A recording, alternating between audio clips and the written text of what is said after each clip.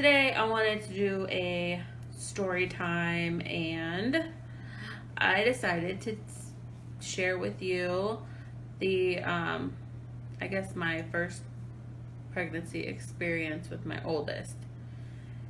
So I'll just hop right in. If you're new here, hit the subscribe button down below. Give this video a thumbs up. So I say so a lot. I'm already annoying myself. Anyways, my oldest is 8. He will be 9. My goodness. And in March, he'll turn 9.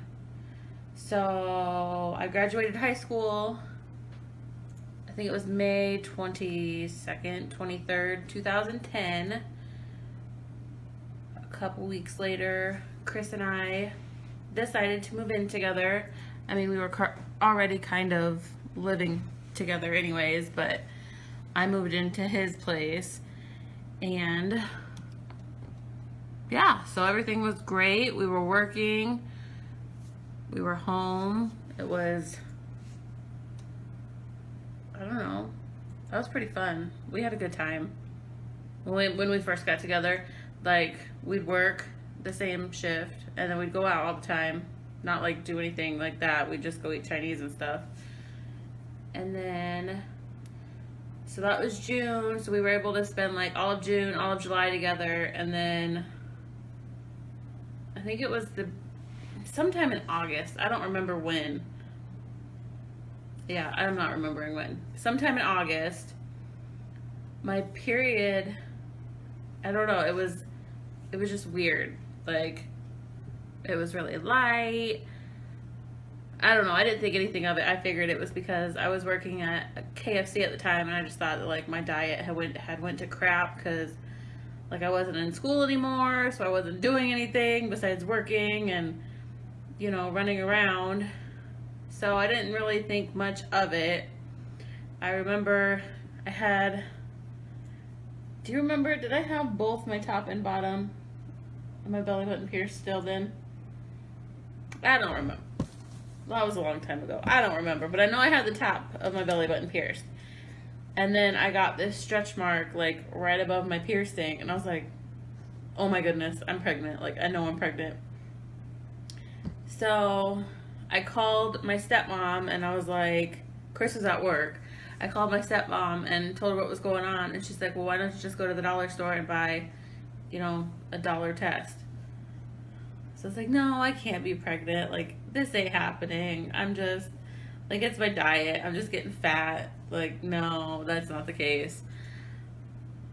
And I don't remember when, but I ended up going, it might have been that same day still.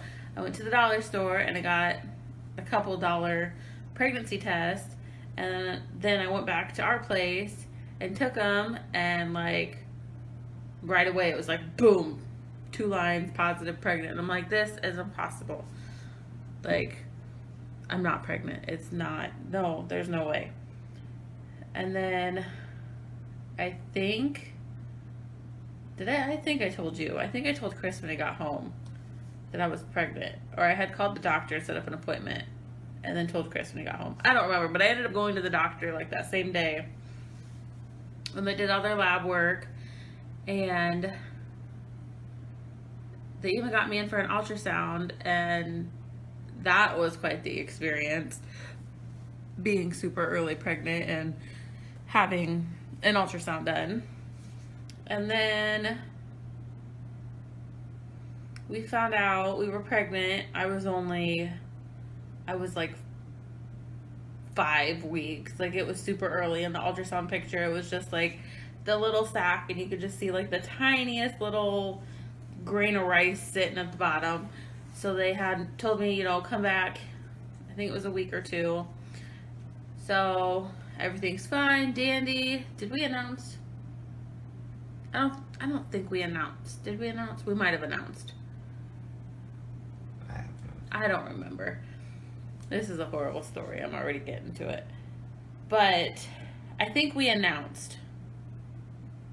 And Chris was like, it's a girl. I know it is. It's a girl. And I'm like, no, this is a boy. Hands down, it's a boy. And Chris is like, whatever, it's a girl, I know it is. And then this was like the whole us back and forth, like, until we found out what we were having. But then I went back 2 weeks later for another ultrasound, and this time it was like with the OB. And there, you know, he was a little jelly bean inside his little sack, and then there was another sack that she kept looking at, and she's like, oh, I don't know, like, we're gonna have you come back just to make sure. And I'm like, just to make sure what? She's like, well, just to make sure it's not twins. And I'm like, holy crap. Like, I'm already freaking out that I'm even pregnant to begin with, but like the chance that there could be 2 of them in there. So we went back. It's like a week or 2 later. That little sack blob had went away. She didn't really say anything, but yeah, the baby was growing, and I was as sick as a dog. So like the weeks would go by. Remember, I worked at KFC. Like, I wasn't able to eat there. I wasn't able to satisfy my cravings. Like, I remember just drinking like a lot of Gatorade and chocolate milk and like trying to eat, and as soon as I would eat, I would barf it up everywhere. And then, like, you know what everybody does with like their first pregnancy, they take all the belly photos like every other day and saying how much they've grown. And yep, that was me. And then I think I was about 18 weeks when we found out we were having a boy, and he was spread eagle. He showed everything. They're like, yep, no doubt, like, this is boy. And then I was still sick. My doctor was trying to prescribe me like everything she could. Nothing was helping. I was trying, I think it's like B12. That wasn't helping. I tried always having like hard candy in my mouth. That didn't help. Nothing helped. I tried those Prego Pops for motherhood. It was a disaster. I was sick all the time. And that's all Chris and I like to do, is like go to our favorite Chinese spots and eat, or, you know. It's so fun. That's all we wanted to do, was just like eat. But I remember sleeping a lot, not able to eat. And then, it was probably, I was getting pretty close to like 30 weeks. I don't think I was quite 30 weeks yet, but I had my 30-week checkup coming up. And I was like, I'll just talk to the doctor about this. But I was noticing a lot of, I guess, like, just discharge that hadn't happened before. And it was going on for a few days. And then finally it rolled around to my appointment time. And, like, I wasn't going to tell her just because I didn't really think anything of it, because I just thought being pregnant, weird things happen. But we told her, and then she decided to check my cervix, and I believe I was like 2 to 3 centimeters dilated, and I want to say maybe 60 to 70% effaced.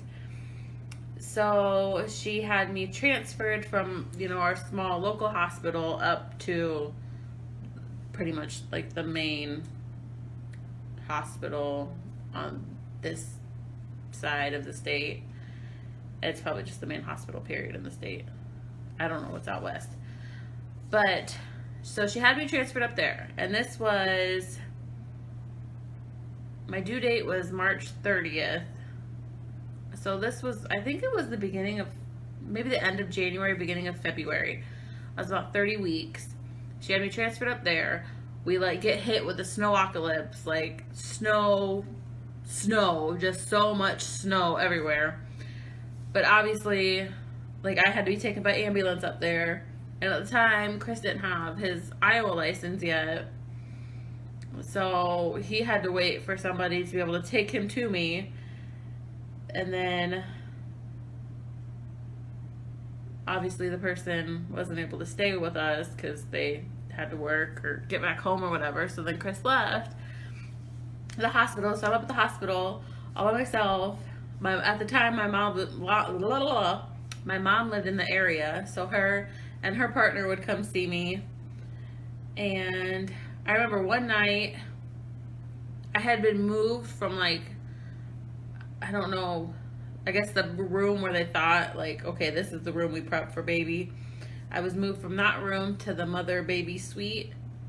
I think, right? Is that what it's called? Mother baby unit, mother baby suite. I don't know. At the hospital that I ended up delivering at, it was like I stayed in the same room I delivered.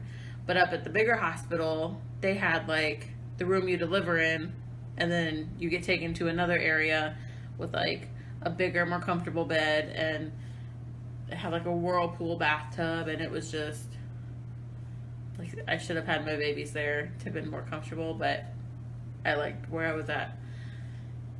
I just lost train of thought. So I remember when I was in the room where, like the delivery room or whatever, they did an ultrasound and they could see like hair off the back of his neck, which was really cool. And I believe that was the most uncomfortable experience of my life. First time mom, Chris isn't with me. Like, the hospital I'm at, it's a teaching hospital, so if a doctor comes in, there's going to be like a room full of residents and students and whatever else. And I remember they checked me, and yeah, that just kind of ruined it for me, because it was like the doctor checked me, and then it was like 3 or 4 students checked me, and then like a couple residents, and I'm just like, nope, I can't do this. But I ended up getting moved from that area because like the contractions weren't, I guess, strong. They were able to get them to stop. So I was moved from there to the mother baby suite. And in there, I remember, like, you know, they'd give you, I don't know what medications they were giving me, honestly. It was prenatals and probably, I don't know.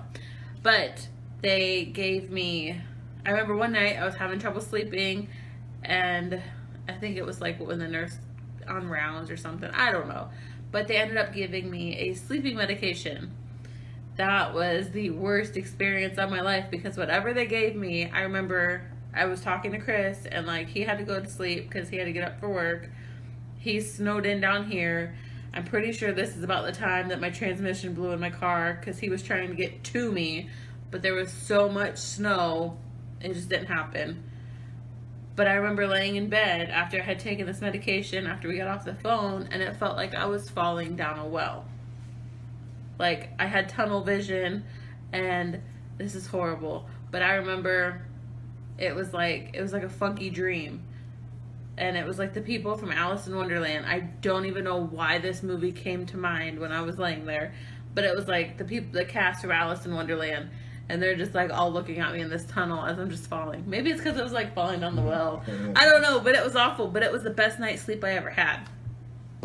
Okay, so that hospital stay lasted, oh my goodness, like a week.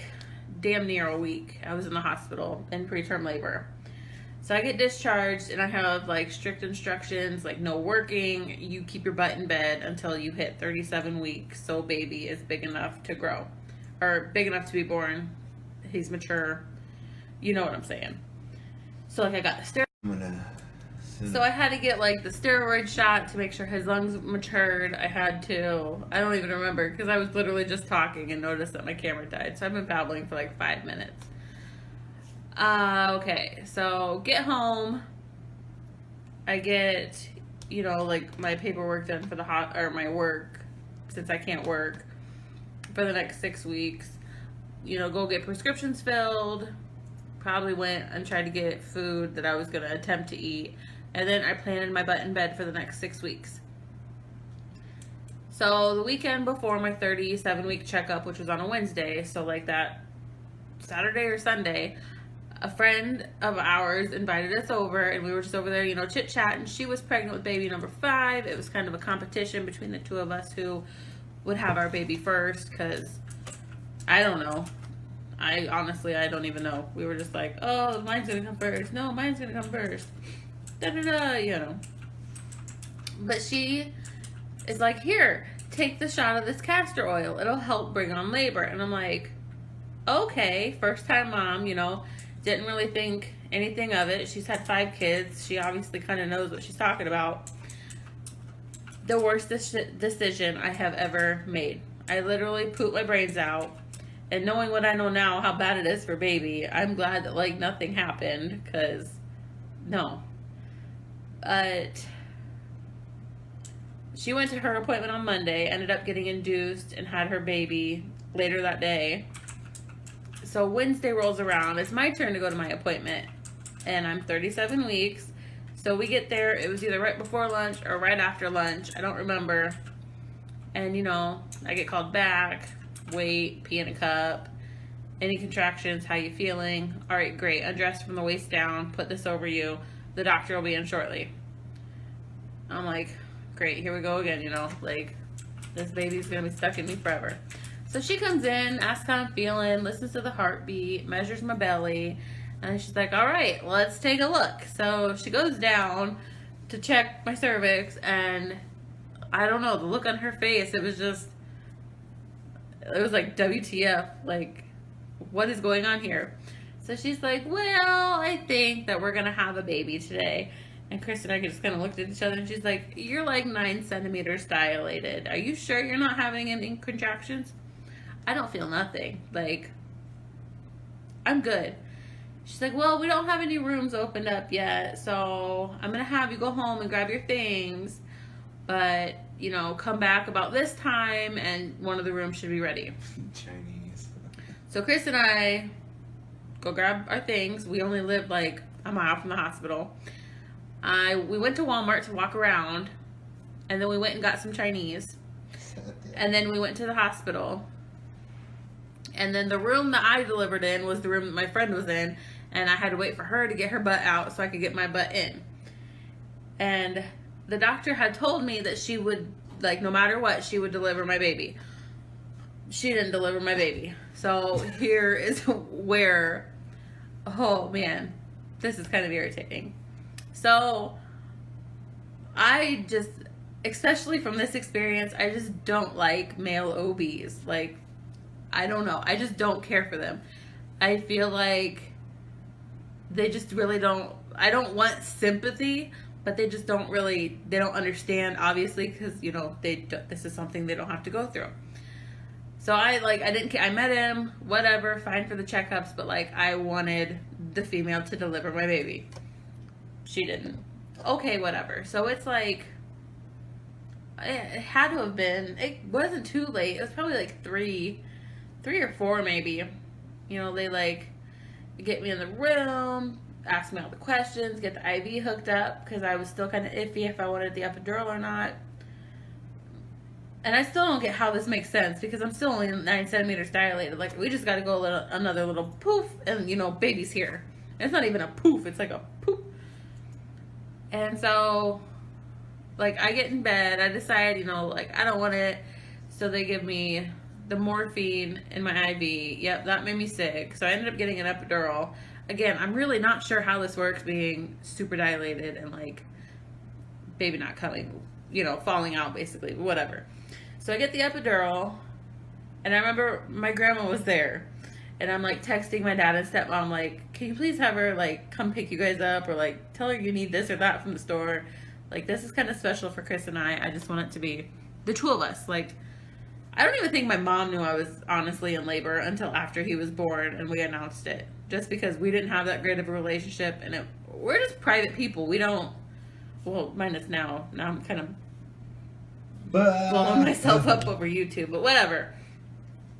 So my grandma leaves, and then they break my water, and like no sooner than they break my water, they have to like use a crane to lift my legs up, because my legs there's just a whole lot going on, and I can't move because this epidural is kicking my ass. Like, I have 5 kids. 3 of them I had the epidural with. Only 1 time did it work. Like, the other 2 times, with number 2, I had to lay on my side. And with number 3, it just didn't work. That one messed my back up. Like, that's another story for you too. So they used, you know, like all the manpower they could to hoist my legs up into these stirrups. And mind you, I don't like the male OB. So not only do I not like him, he comes in the room, has a student, you know, introduces the student, fine, whatever. Then raises my crotch to eye level with this man. That was the worst experience ever too. Because I'm like, I got the shakes, like my vagina's hanging out in the air. There's a student in here. I'm uncomfortable as all could be. So they're telling me to push with a contraction. I'm like, yep, that ain't happening because I don't feel anything. So the nurse is having to watch the machine and tell me when to push. And it was only like 2 pushes. And, you know, you could feel if you've had a baby before, you just feel like the relief of the baby coming out, and then here comes all the fluids, and then all of a sudden the doctor's like, no, don't turn him that way. And then, like, there's no crying. The student looks horrified. The doctor's, like, furiously sucking his nose and mouth. And, like, the nurses, you know, were like, I think after he did that, he went over to the table and they started cleaning him up, getting him warm. He started crying. They weighed him, measured him. And then I think the doctor had to do a couple stitches and then lowered me back, or I had to deliver the placenta, obviously. I got a couple stitches, and then they lowered me back down to earth because I was, like, way up in the damn air, 6 feet tall, vagina hanging out up in the air.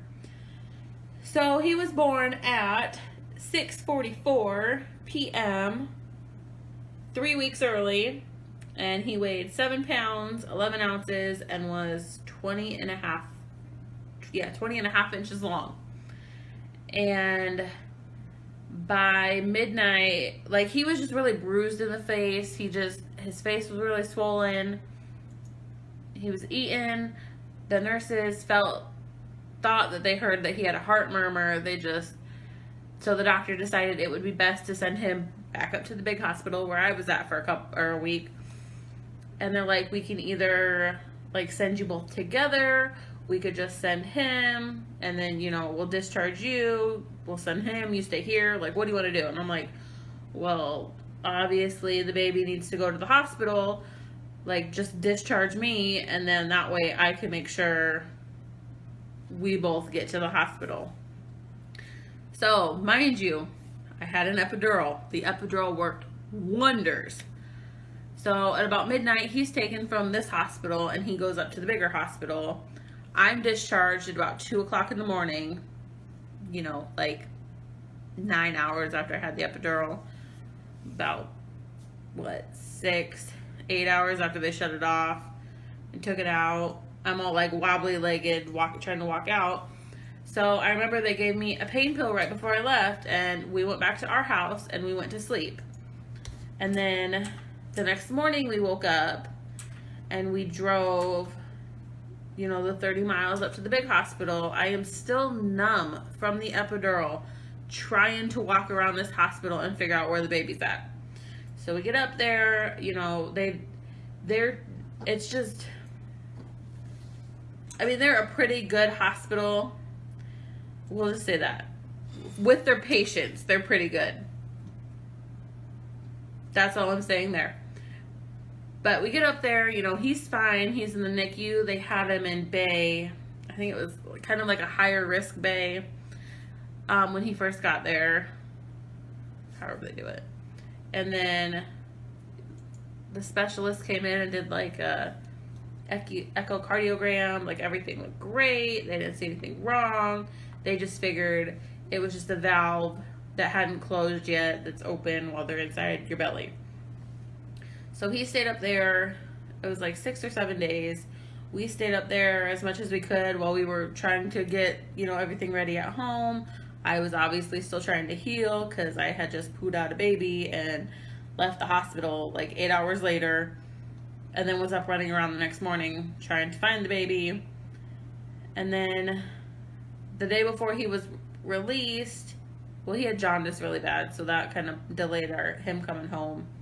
But the day before he was released, we had to go up there and stay the night and I guess like prove that we could take care of him, which, I don't know, to me it felt stupid because I'm like, it's my baby, like I could take care of him. But obviously, knowing what I know now, like what you see on Facebook, the news, etc., everybody should be required to, like, I don't know, be monitored taking care of their baby, basically.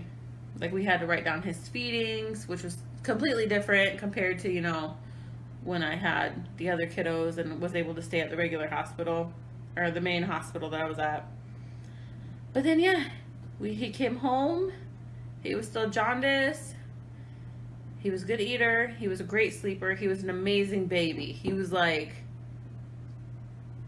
probably one of the best ones. Like, he slept right away. I remember when he was, like, 2 or 3, he started doing this thing where he'd, like, hit his head on the wall and then, like, want us to comfort him. That was funny. Remember that? He would walk up and he would like smack his forehead on the wall. And because the first time he did it, and he's like, oh, like they're going to give me love for this. It's like, dude, you're such a dork. And now he has went from that little 7-pound, 11-ounce baby to this gigantic, like 80-pound. Oh my goodness, he's like almost 5 foot. Like legitly, this kid is almost 5 foot tall. Fortnite, Minecraft obsessed person. And it's funny because it's like, it's our little baby, but he's like going into 3rd grade in the fall, and oh my goodness. So yeah, that was, I guess, my pregnancy with baby number 1. Hopefully y'all enjoyed it and I didn't bore you too much, but that was like, morning sickness wise, that was the absolute worst. Period. Like Chris could tell you how many times he had to clean up barf from me. That was horrible. Couldn't eat anything. But I mean, pregnancy wise, like it was an easy pregnancy, and that's why I'm like, oh, I want another baby because this was like super easy. And then I'm like, oh, let's have another baby. And then another. Well, number 4, we felt we had to have another one because we miscarried before we conceived him. And then I was on birth control when I got pregnant with number 5. But now we're like, no more. Plenty of babies. It's crazy because she's like freaking awesome. Yeah, the last baby is like the best. She like gives you hugs and everything. She's awesome. But hopefully you enjoyed my story time about my pregnancy with baby number 1. I'll share all my pregnancies because they all were like, each pregnancy got more and more different. Except the sickness that like finally, started going away. But I'll stop babbling. Thank you guys so much for watching. Please hit that subscribe button. Stay caught up with me. And I will see y'all in my next video. Peace.